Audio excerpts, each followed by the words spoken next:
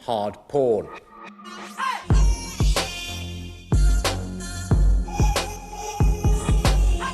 At the birth of the internet in the 80s, two things happened almost at once.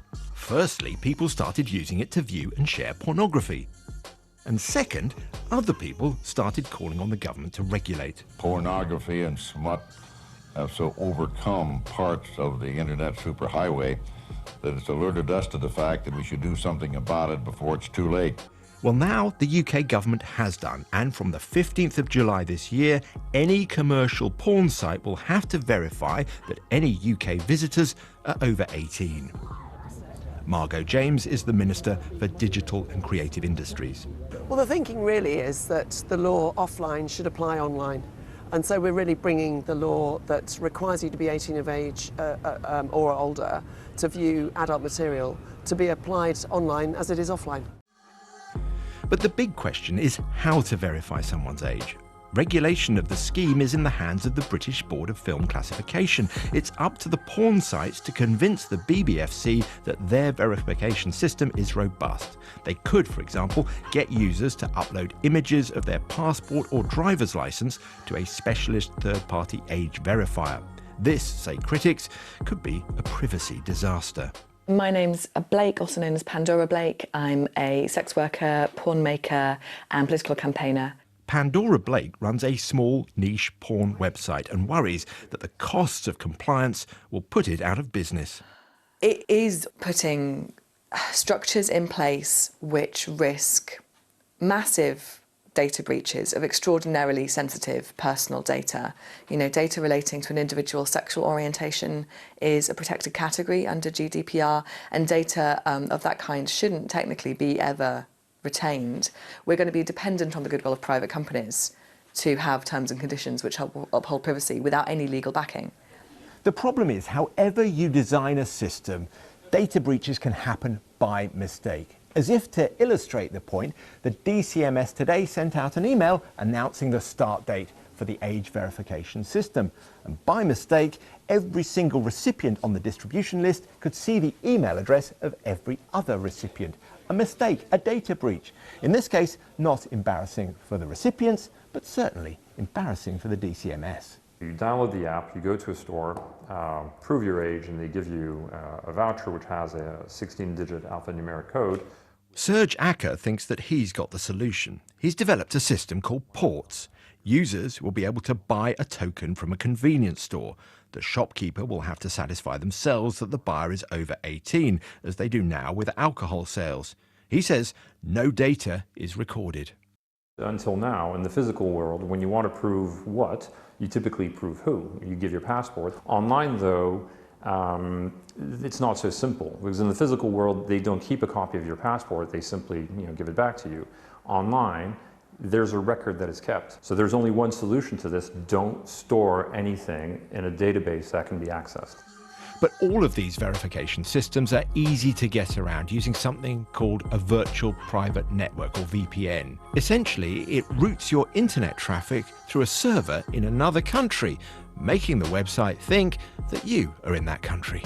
Are people not just going to get round a lot of this regulation by using VPNs to make it look like they're actually visiting these sites not from the UK? Yeah, well, you're right in that that is potential loophole, but then, there are ways, unfortunately, there are often ways around the law in various walks of life, offline as well as online.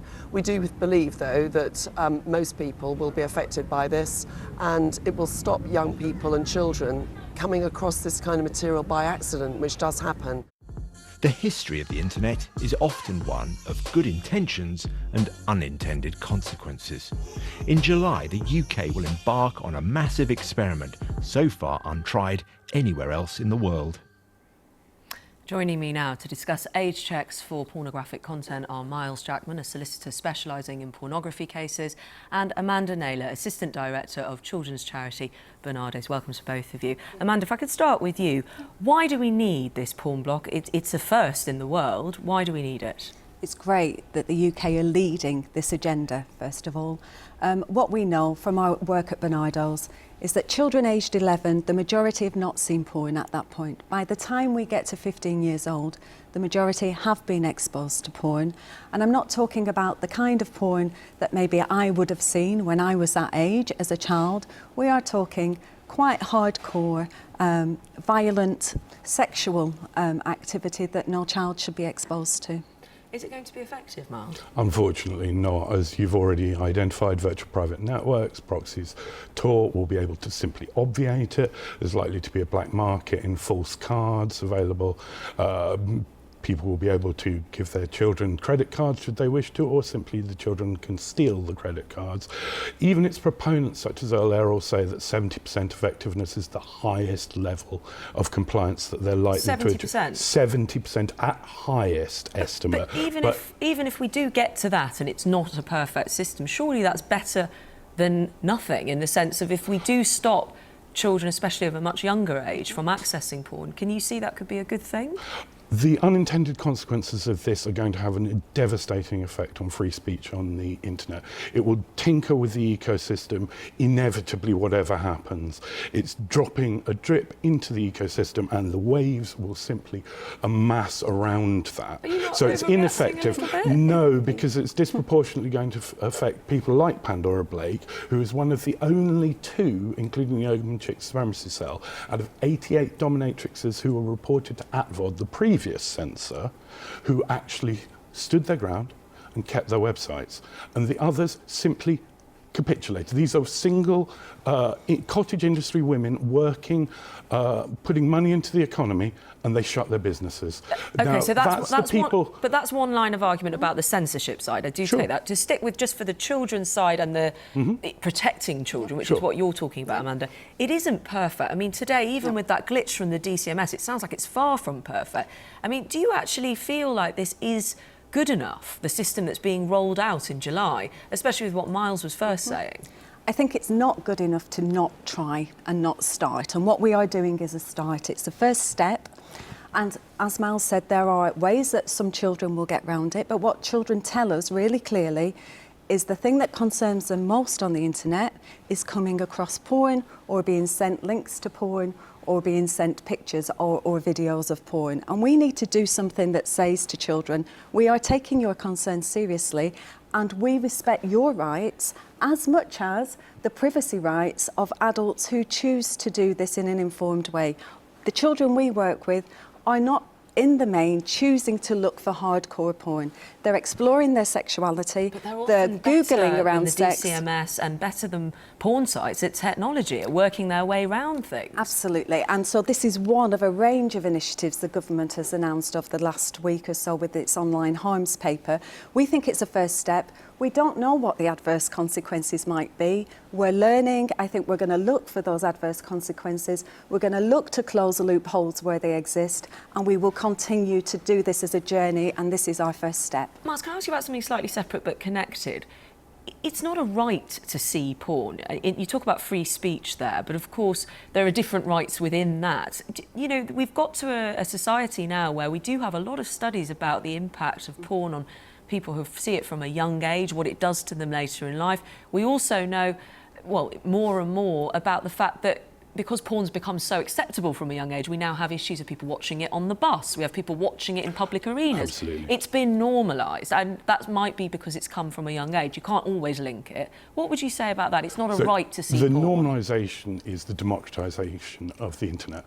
People who would not have had access to any kind of material like this simply have access to that material much as they do any other kind of information. So there is a sea change generationally, and I find that people under the age of 30 who, as you've illustrated, have grown up with it, have a choice. They can either access it or not. And it tends to be people of older generations who are more uncertain about it. And this also creates a problem of parents not being able to talk to their children adequately. I think on child protection, we agree on certain areas, and certainly consent But do you not culture. think anything needs to be done to try and stop 11-year-olds from seeing porn? Because they can do it now. The 11-year-old statistic comes from an NSPCC piece of research for 2015, which was, I'm afraid to say, rather embarrassing for them, because it was from a one-poll survey which allowed parents to talk to their children and ask them whether they'd looked at porn. It was very unethical. Okay, so we are in an area which young is... teens but do we need look to be, at porn. We need know to be that. specific, because once we've got to the age of 16, we're talking about people who can have sex under the age of consent, but up until the age of 18 cannot produce or should perhaps not be looking at that material, but will be. So there's a huge disjunct in that 2-year area. But at the lower end of the spectrum, yes, I agree, no one, literally adult or child, should be forced to look at pornography without their consent. If they don't want to look at it or they aren't seeking it out, no one should accidentally show them it, whether it's on the bus, whether it's a sibling showing it to a younger sibling. It's unacceptable. Amanda, very quick last word from you. Well, as I said, we'll see what happens for children. We have to keep listening to the voices of children. We need to do more data and research around the impact of this, but we should absolutely get behind the government and make our internet a safe place for our children to be. Yes, and hopefully the government won't share more email addresses. Amanda, Myles, thank you very much for joining us.